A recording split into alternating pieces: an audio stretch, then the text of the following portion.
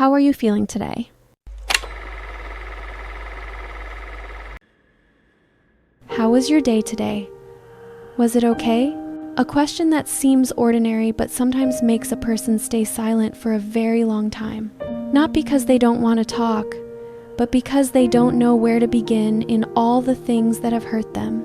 Have you ever heard a sentence, just one sentence, that made your entire soul shatter into pieces? A judgment that made you feel small inside your own home. A sarcastic remark from the teacher you once admired. A reproach from the person you love, making you no longer recognize who you are.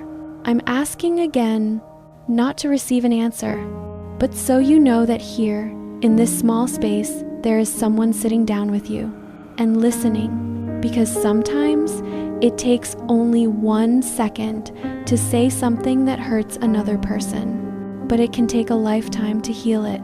So before we go deeper into today's story, be honest with yourself one more time.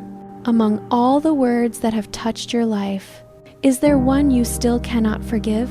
There was a girl who once told me she has never forgotten the moment her mother pointed straight at her face and said, "You're useless. Stop dreaming." Just one sentence. But it was enough to turn her entire childhood into a dark room, where every time she made a mistake, she whispered to herself, "That's right, I was born worthless." Do you see that? The words that hurt the most often come from the people we trust the most. Not strangers, not someone out there, but the people we call family. That girl grew up terrified of giving opinions. Her hands always trembled whenever she held something, because just one slip and the familiar voice of her mother would echo in her mind. Useless. She worked hard. She tried. She did everything meticulously, to the point of obsession. Yet whenever she failed, even in the smallest thing, she bowed her head, apologized, and believed it was her fault. No one saw that. No one knew that every time she went silent, an old wound tore open a little bit more.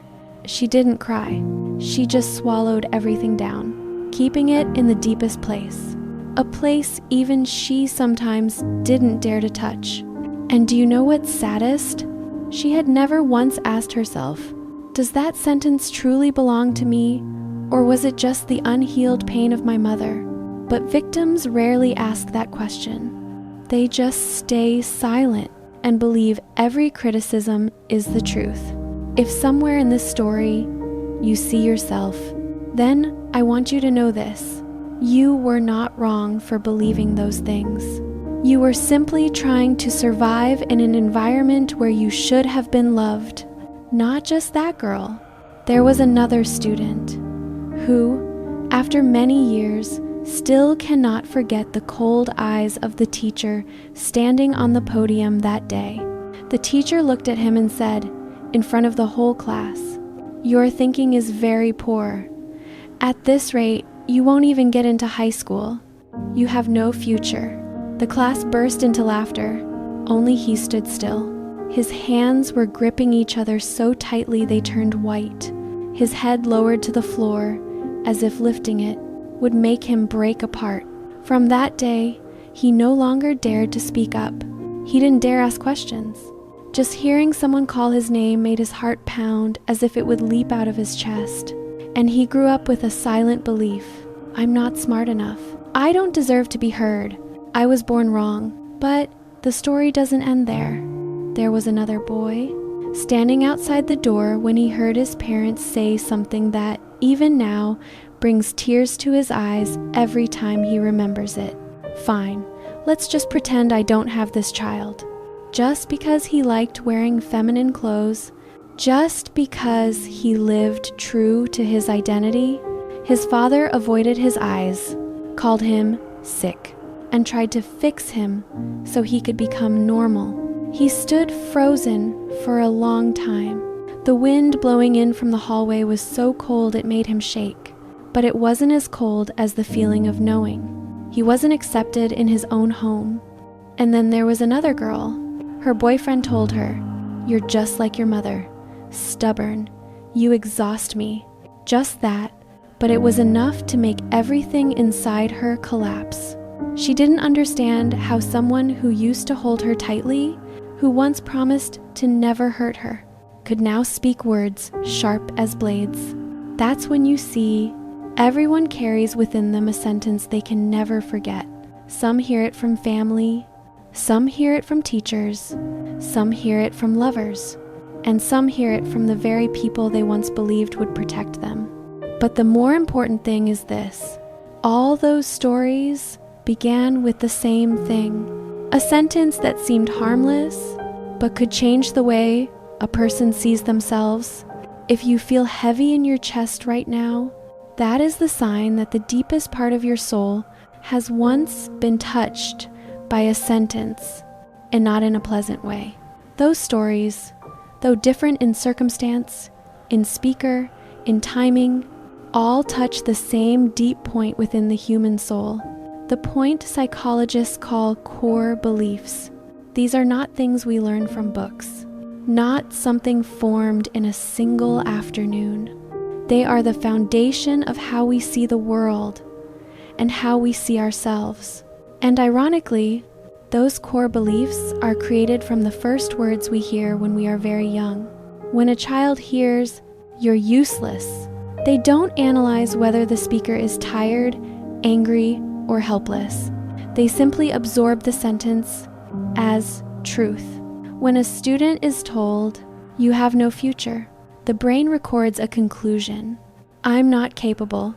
When a child is told, "You're abnormal," they learn to hide themselves instead of learning to live authentically. The human brain has a strange mechanism. Experiences that feel threatening even through words are recorded more deeply, more vividly, and longer than positive ones. That is survival instinct. A psychological wound makes the brain sound an immediate alarm. This is dangerous. Remember it so you can avoid it next time. And from there, those careless sentences become the reference frame for every action afterward. We become more cautious. We fear being wrong. We avoid opportunities because we fear being mocked. We criticize ourselves before anyone else can speak. We shrink ourselves just enough so no one sees, and also just enough so no one hurts us again. But the price we pay for shrinking is far greater than we imagine. We lose our own voice. We lose our ability to dream. We lose the most beautiful version of who we could have become. Do you know what's most heartbreaking? The people who said those hurtful words often have no idea how heavy they are. To them, it was just something said in the moment, just a moment of anger, just a way to release pressure. But to the person hearing it, it is a crack, a fracture that runs through the years, a shadow they grow up with, carry into school, into work, into relationships, and sometimes carry until the end of their life, not because they are weak, but because humans remember pain faster than happiness, believe hurtful words more easily than praise, and blame themselves before they ever blame anyone else. So if a single sentence has ever reshaped your soul, I want you to understand this. It was never your fault. It is the natural response of a heart that once longed to be loved. Have you ever wondered about this?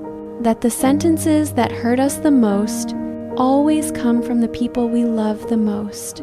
Mother, father, teachers, lovers, close friends, the people who should have been our safest place.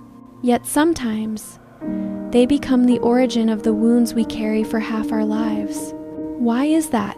Not because they are cruel, not because they intentionally want to hurt us, but because people often speak the most careless words to those they believe will never leave them.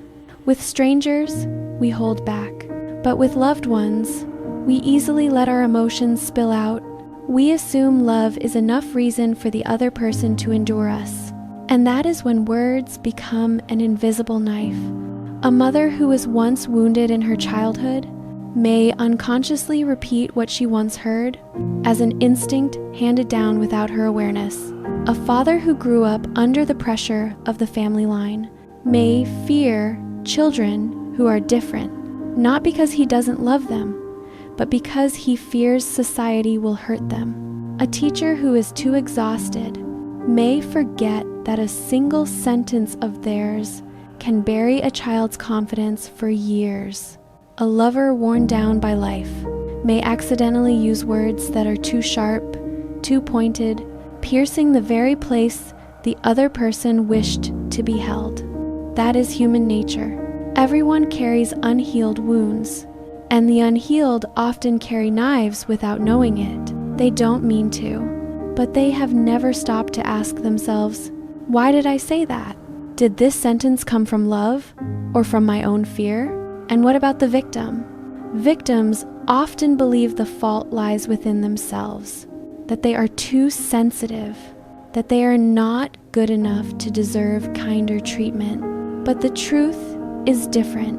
When loved ones hurt us, the pain is worse simply because we trusted more, we expected more, we hoped to feel safe, loved, and understood. And those expectations make every sentence sharper, deeper, and harder to forget. If you have ever been hurt by someone close, I want you to know something very important. That is not proof that you are unworthy of love.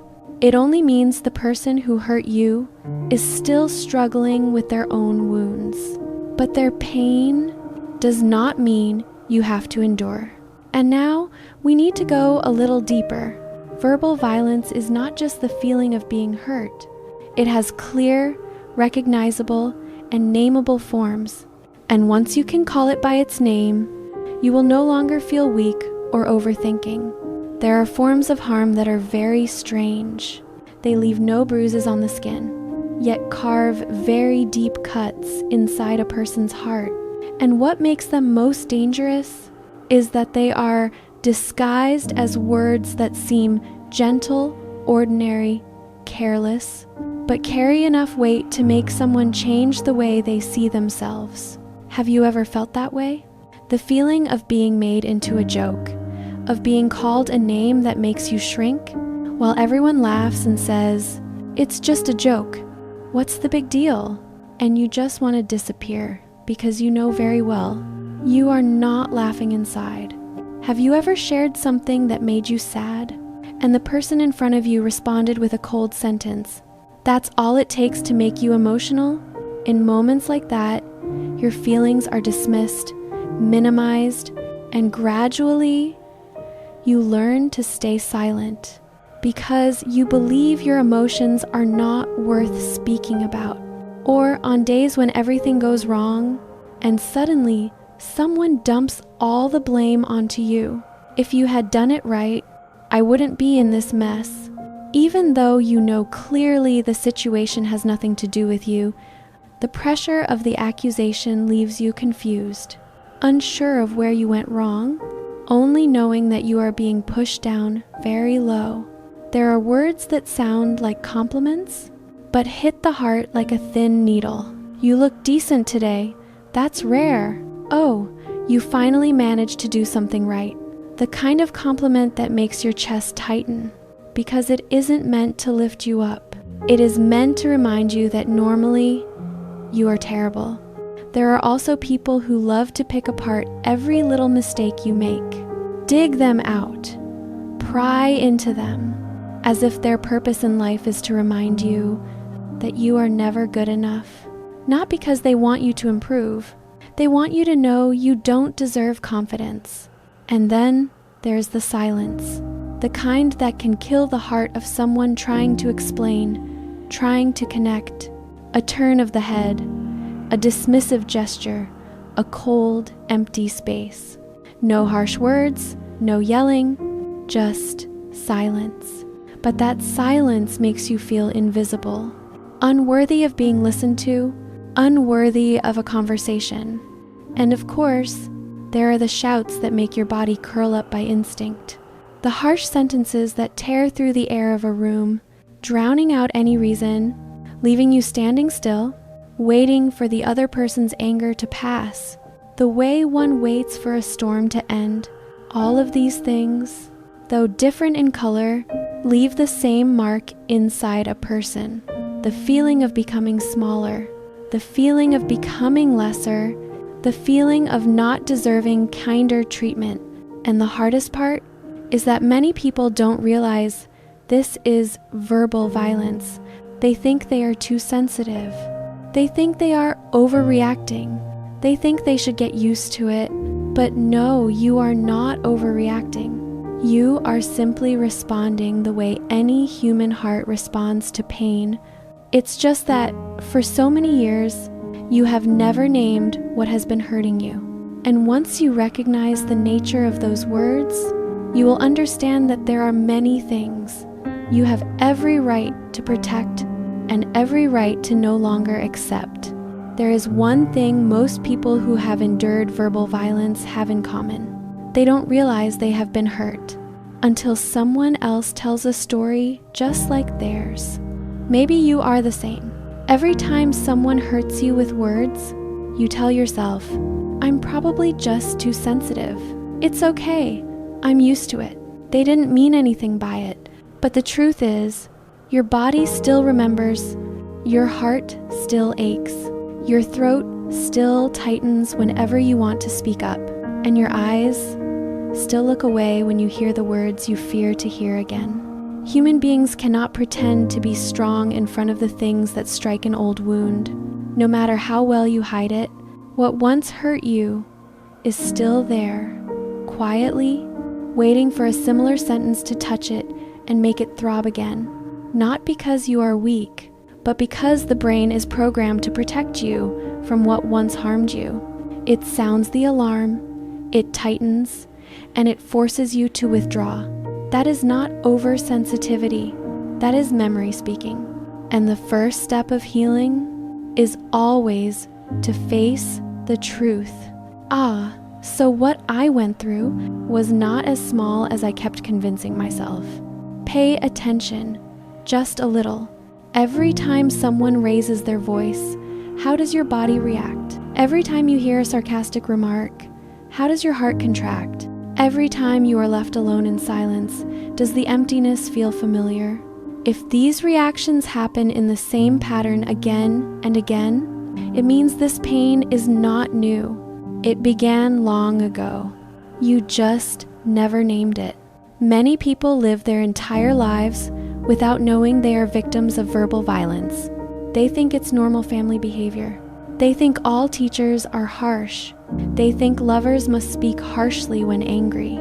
They think close friends joke that way because it's fun. But deep down, there is always a small part of them that resists, a very small part that has wanted to stand up and say, don't speak to me like that anymore, but stays silent, fearing it will make everything worse. If you have ever held yourself back like that, then I want to tell you something. Your feelings are not wrong. Your hurt is not small. And your desire to be treated with kindness is completely valid.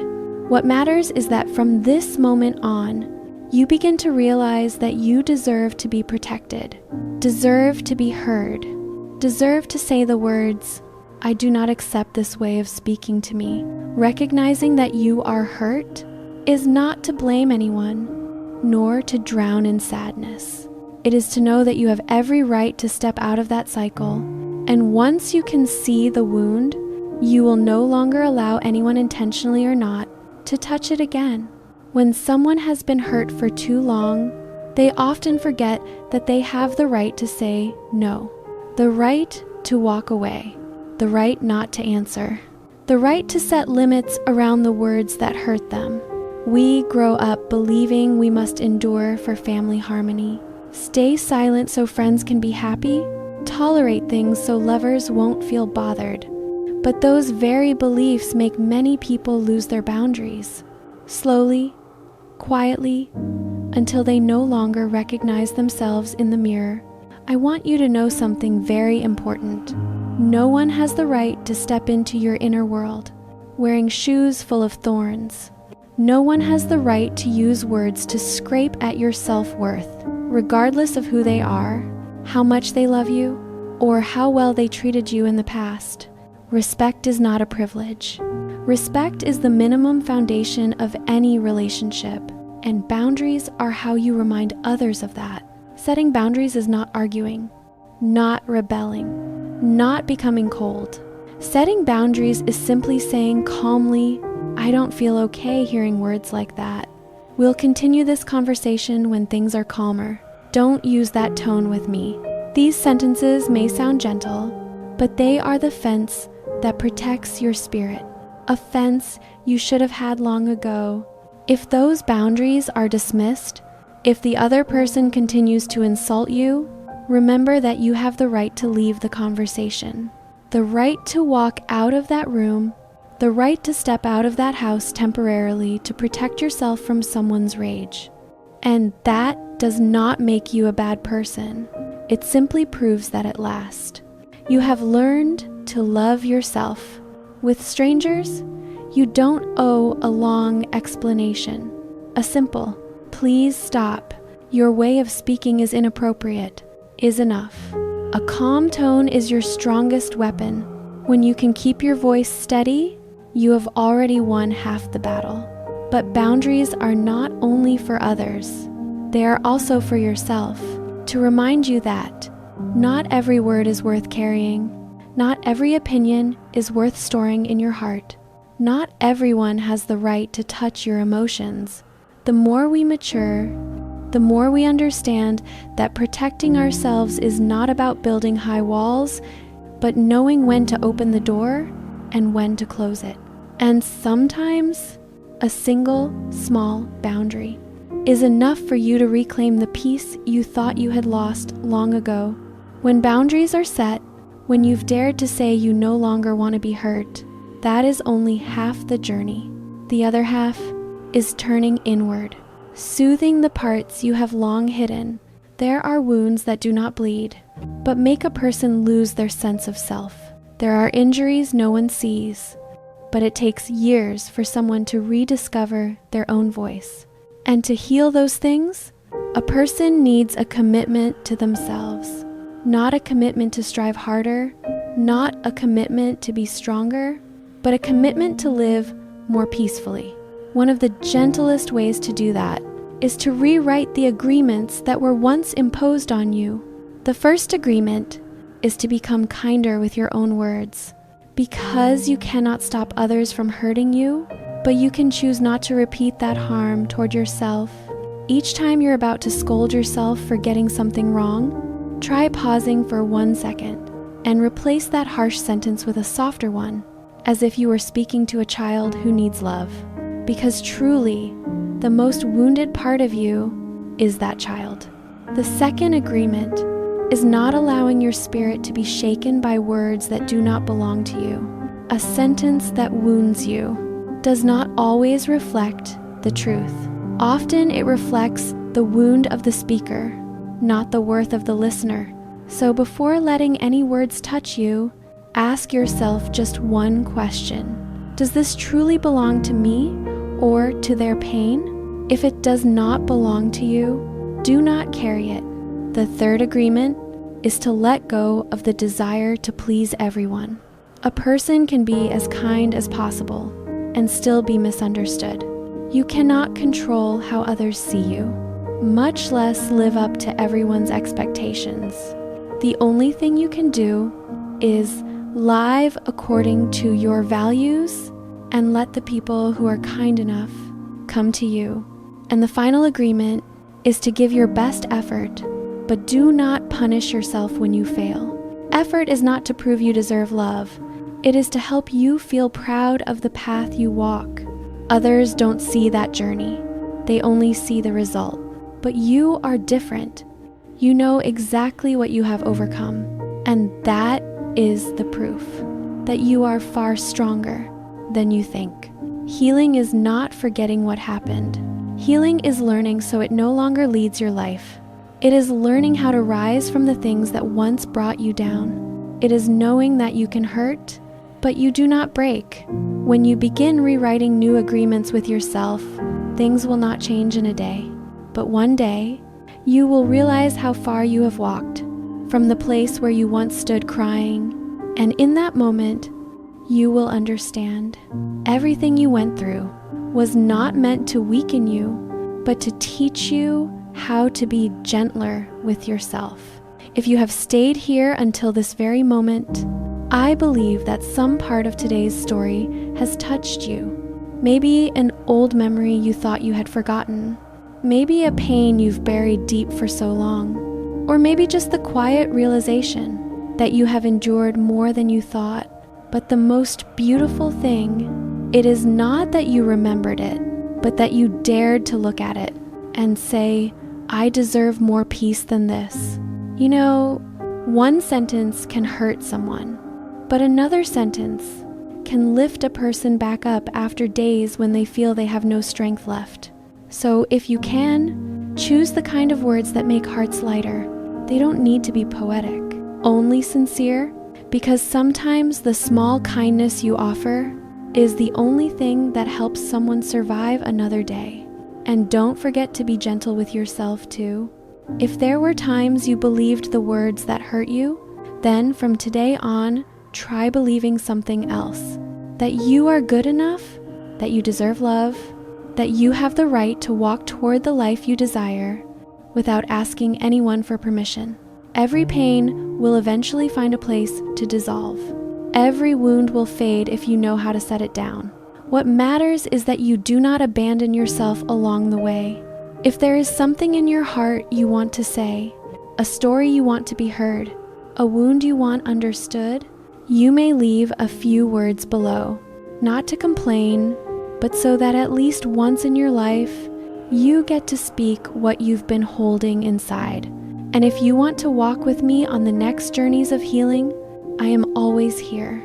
Every week, a story, every story, a perspective.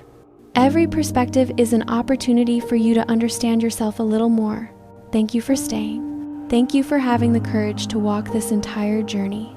I wish you a gentle night, a lighter heart, and a future in which you are no longer hurt by careless words, because you deserve that peace, truly deserve it.